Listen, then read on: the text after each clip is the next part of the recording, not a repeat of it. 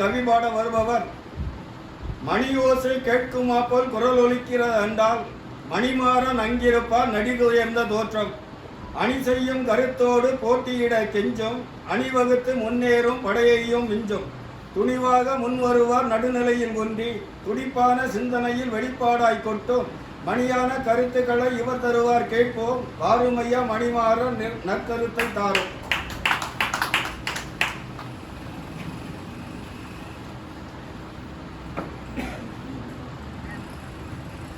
அனைவருக்கும் அன்பான மாலை வணக்கம். தமிழ் சிந்தனையாளர் பேரவையின் சார்பிலே நடைபெறக்கூடிய இந்த திங்கள் கூடுகை என்பது எப்பொழுதும் இல்லாத அளவுக்கு இன்றைக்கு சற்று கூட்டம் அதிகமாக இருக்கின்றது.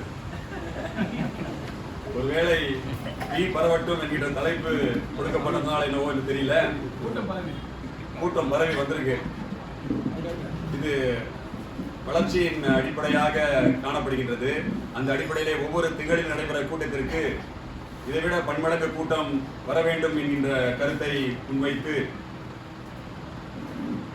நான் எழுதியதை வாசிப்பதற்கு முன்னால், பொதுவாக தீ பரவட்டும் அண்ணாவினுடைய பிறந்தநாளை ஒட்டி கொடுக்கப்பட்ட தலைப்பு. ஏனென்று சொன்னால் அவர் தீ பரவட்டும் என்ற ஒரு சொற்பொழிவை ஆற்றியிருக்கின்றார்கள். அந்த அடிப்படையிலே இன்றைய நிகழ்வானது கவியரங்க தலைமை கவிஞர் திருந்தலையன் அவர்களுக்கும், கருத்தரங்க தலைமைக்கு வந்துள்ள ஓய்வு பெற்ற மேல்நிலை அரசு மேல்நிலைப் பள்ளியினுடைய தலைமை ஆசிரியர் முனைவர் மா செந்தில்குமார் அவர்களையும், கருத்தரங்க தலைப்பு என்பது அற்புதமான தலைப்பு, அதை நான் சொல்லி ஆகணும் கண்டிப்பா. திராவிட இயக்க முன்னோடி ஐயா நடேசனார் என்ற தலைப்பிலே உரையாற்ற இருக்கக்கூடியவர் தோழர் வேல் முருகன் அவர்களும், அதே போல முதல் சட்ட திருத்தம் என்கின்ற தலைப்பிலே உரையாற்ற இருக்கக்கூடிய தோழர் உதயன் அவர்களையும், அவர் அற்புதமான உரைகளை 2 உரைகளையும் கேட்பதற்கு நாங்கள் ஆவலோடு இருக்கிறோம் என்று சொல்லி, தீ பரவட்டும் என்ற கவியரங்க தலைப்பு, அதை நான் எழுதியதை வாசிக்கின்றேன். காட்டுத்தீ பரவுமே இயற்கையின் விளைவாலே, கட்டுக்குள் கொண்டு வர அரசுகளின் முயற்சியாலே,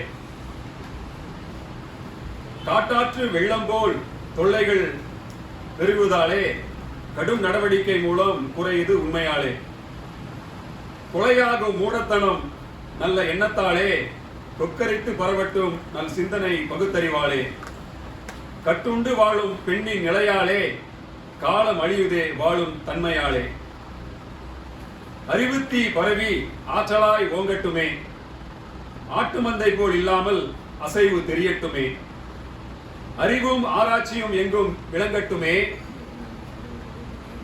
ஆத்திரமும் சூத்திரமும் சுருங்கி போகட்டுமே, ஆழமான கலைகள் திராவிடத்தில் தெரியட்டுமே, அசிங்கமான உணர்வுகள் ஆரியத்தில் காணட்டுமே, அண்ணாவின் தெளிவும் துணிவும் பரவட்டுமே, அழகுற்ற ஆசான் கனவு பலிக்கட்டுமே,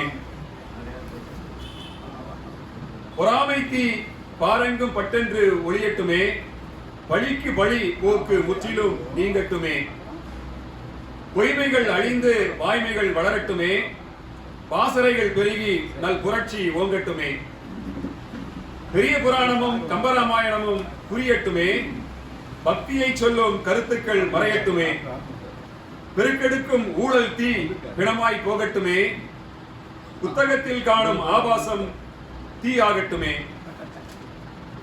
போதை பொருட்கள் ஒழிய விழிப்பு வேண்டுமே, பாதை மாறா பயணம் நல் வாழ்வை தரட்டுமே,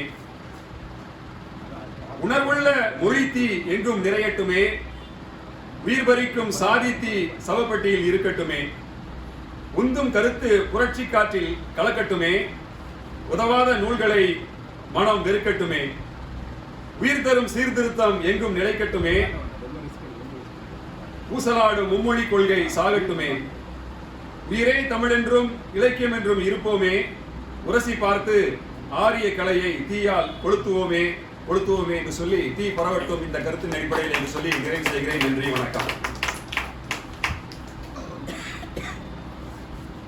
அறிவுத்தி பரவுவதற்கும், ஆராய்ச்சி ஒளி மெளிர்வதற்கும், மொழி உணர்வு தீ ஓங்குவதற்கும் எல்லோரும் ஒன்றுபட்டு உழைக்க வேண்டும் என்று உயர்வான கருத்தினை எடுத்து சொன்ன ஐயா மணிமாறன் அவர்களுக்கு நன்றி.